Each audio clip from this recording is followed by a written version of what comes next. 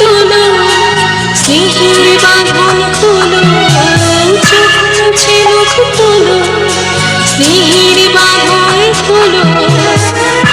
এবার তোমার দিতে যে হয়ে যাবার অনুমতি।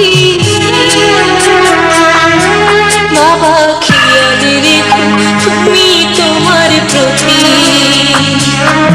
বাবা খেয়াল রেখো তুমি তোমার প্রতি।